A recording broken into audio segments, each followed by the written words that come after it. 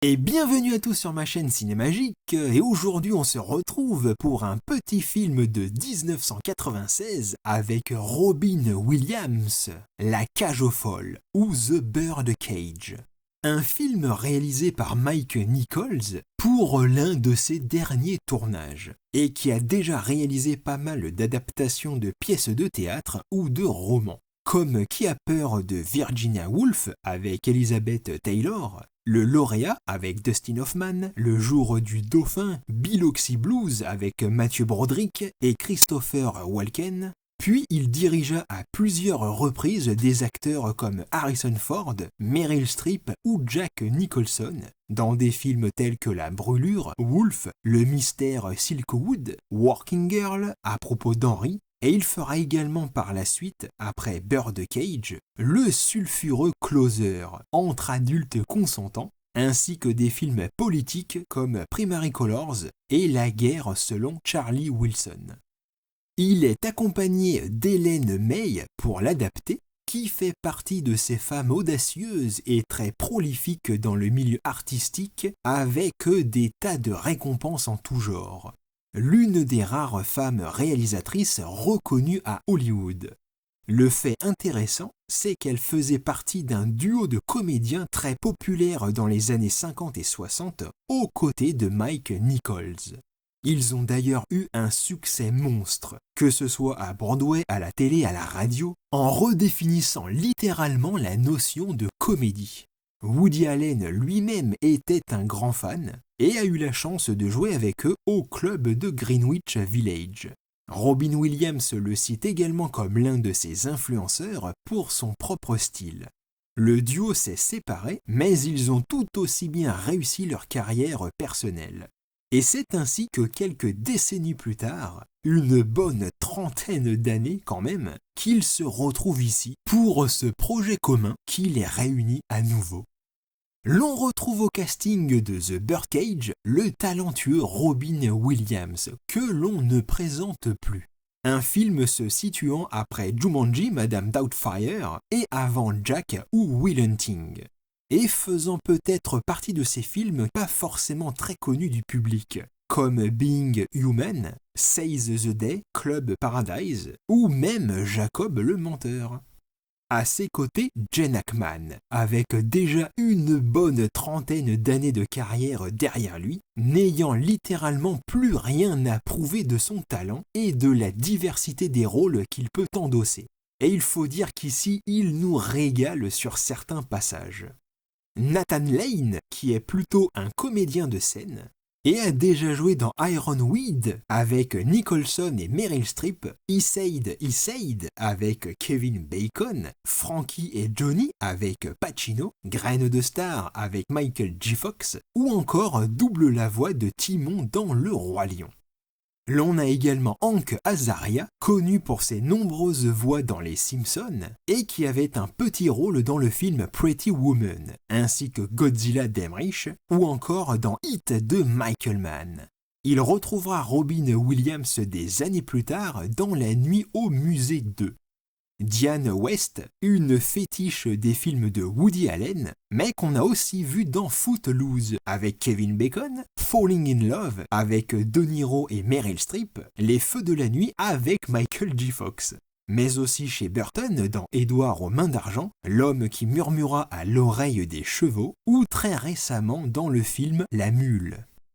Christine Baranski, la mère de Léonard dans The Big Bang Theory, puis Ali McBeal, Calista Flockhart, qui avait déjà joué avec Diane West dans Drunk, petit film avec Sam Rockwell. Ce qui est intéressant, c'est qu'elle joue un personnage de 18 ans alors qu'elle en a déjà la trentaine passée. Tout comme son compagnon, Dan Futterman, jouant un jeune homme de 20 ans, étant en réalité âgé de 28 ans. Un acteur qui avait déjà joué aux côtés de Robin Williams dans Le Roi Pêcheur.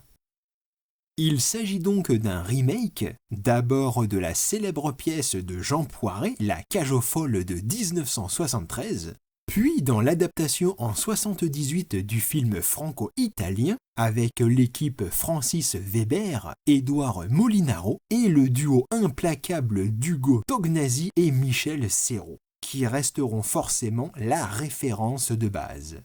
Néanmoins, il faut aussi savoir que Jean Poiret eut l'idée de sa pièce de théâtre en ayant lui-même assisté à une représentation d'une pièce nommée L'Escalier, qui mettait en scène un vieux couple homosexuel dans leur tourment quotidien. C'est donc l'histoire du Birdcage, le cabaret gay le plus branché de South Beach, dont les propriétaires et artistes tout aussi gays vont pour le mariage de leur fils avec la fille d'un homme politique conservateur et républicain, devoir accepter de les recevoir en mode incognito de leur véritable penchant. C'est alors que débute la grande ruse. À la base, c'est Robin Williams et Steve Martin qui devaient respectivement interpréter les rôles d'Albert et Armand, deux acteurs qui se connaissaient parfaitement bien puisqu'ils avaient tous deux joué dans la pièce de théâtre de Mike Nichols en 1988 qui mettait en scène le célèbre En attendant Godot. On connaît le talent de Robin Williams pour jouer les femmes, grâce à son interprétation dans Mrs. Doubtfire, qui brisait déjà quelques clichés, avec un rôle parental flexible, une famille séparée, et avec un frère gay. Et on sait qu'il aurait incarné Albert avec brio. Mais le départ de Steve Martin lui permit de récupérer le rôle et de se varier par rapport à Mrs. Doubtfire, dans un rôle plus calme, plus refoulé qu'à son habitude, tout en étant sarcastique et très réactif avec ce petit quelque chose qui pouvait le faire partir au quart de tour. Et Robin Williams, dans ce rôle assez sobre, est non seulement excellent, mais ne fait aucunement d'ombre à son partenaire Nathan Lane, grand habitué de la scène qui endossa le rôle d'Albert qu'il joue à merveille, faisant peut-être partie de ces acteurs sous-exploités. Nathan Lane est un véritable gay, ce qui donne un sens plus poussé à ce rôle, lui permettant de s'identifier d'autant plus et de montrer un aspect de lui-même finalement pas ouvertement connu à l'époque. Sans parler du contexte familial, avec des parents catholiques, l'un mort d'alcoolisme et l'autre souffrant du trouble bipolaire. Et on sait que lorsqu'il a annoncé à sa mère son penchant, sa réaction fut très virulente. À noter qu'il dut d'abord refuser le rôle, car il était engagé sur un autre projet. Mais Mike Nichols a beaucoup insisté, au point qu'il finit par appeler le réalisateur de la pièce où était engagé Lane et parvint à repousser la date du début pour lui permettre de jouer Albert. Connaissant bien ses acteurs, Mike Nichols s'était mis d'accord pour prendre quelques semaines de répétition pour permettre aux acteurs de se lâcher complètement en termes d'idées et d'improvisation, ce qui permit de finaliser le script et tenter au maximum de tourner le film comme une pièce de théâtre. Mais malgré cela, il y eut quand même pas mal d'improvisation sur le tournage même. Quand on a de tels comédiens, il est difficile de les tenir. D'ailleurs, Mike Nichols riait ouvertement sur le plateau, ce qui parfois en devenait presque gênant. C'est un film quelque peu inhabituel, dont les héros sont ouvertement des gays, sans débat sur leur cadre professionnel ou familial, très aimant et plutôt heureux. Il est sûr que dans les années 90, quand on parlait homosexuel, travesti, drag queen, etc., on n'était pas forcément bien accueilli. C'était le genre de sujet totalement tabou qu'il valait mieux garder pour soi. Et plus de 25 ans après, les sensibilités ont changé et le film est sûrement dans l'air du temps, remplissant le cahier des charges actuel de l'industrie du cinéma. Des séries, de l'animation qui tendent de plus en plus à généraliser dans les consciences la cause des femmes, la diversité ethnique ou sexuelle dans la moindre de leurs productions. À l'époque, pas question d'être efféminé, il fallait être un homme, un vrai. On pense à la scène où Armand enseigne sur la virilité avec la façon d'être d'un homme et de se comporter avec la belle famille. Notons aussi que le rôle du majordome devait être interprété par un homme de couleur, David Allen Greer. Mais l'équipe a pensé que dans ce contexte-là, cela aurait justement des connotations racistes. Ainsi, l'équipe du film eut l'idée de combiner 2 rôles en un pour Hank Azaria, un acteur latino jouant un gay qui l'a rendu un peu soucieux de l'image qu'il aurait auprès de sa communauté. Mais il a tout fait pour rendre ce personnage plus riche que simplement drôle. Ce film permet d'accéder à un univers pas forcément connu et de le dédramatiser, le rendant plus accessible, plus sensible.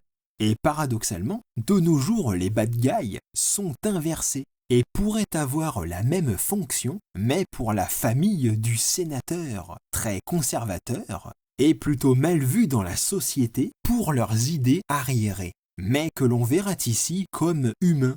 Même l'intolérance de la belle famille ou du sénateur pourrait être bousculée. On sent qu'il serait réceptif à la vérité et qu'il aurait juste besoin d'être mieux renseigné. Toute cette ruse fonctionne d'autant plus que le sénateur fait preuve de grande ignorance, tout en étant charmé par le personnage d'Albert, qui prend l'avantage au cours de la soirée. Les échanges entre ces 2 personnages sont savoureuses et offrent au spectateur un réquisitoire assez fort, faisant apparaître de manière assez subtile le maniérisme des hétéros de l'époque, jusqu'à les faire littéralement passer de l'autre côté par peur du scandale. Avec cette scène finale dans la boîte sur la chanson We Are Family permettant de confirmer l'idée même du film. La gaieté n'est pas une abomination.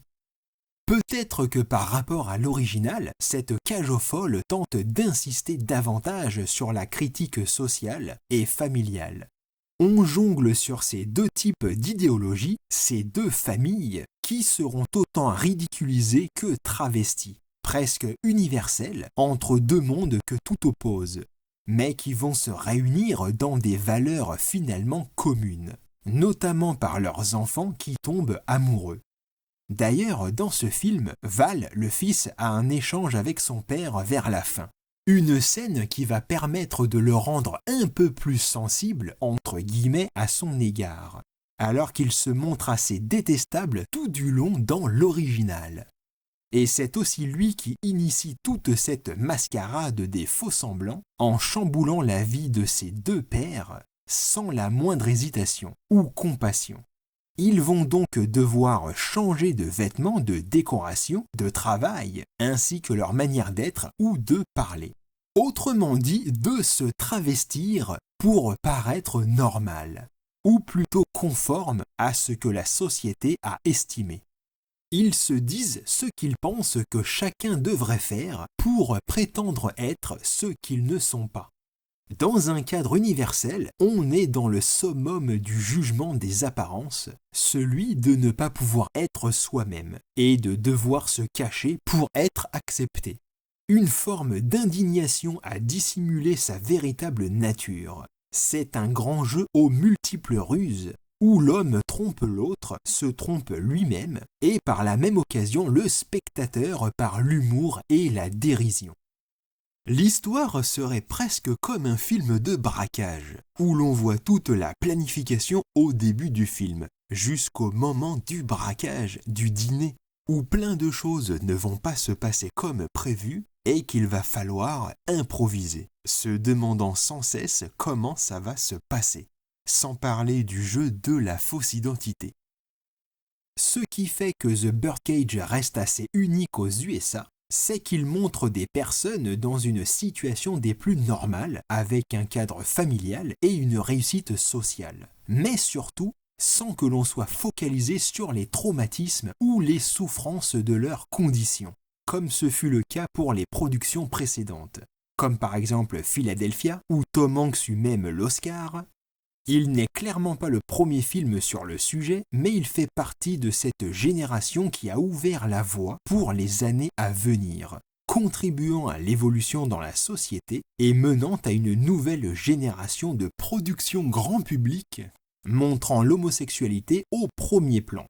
On peut citer pas mal de films comme Extravagance, Priscilla, Reine du désert, In Out de Frank Oz, Beautiful Things, Créature céleste, Total Eclipse ou la série Will and Grace.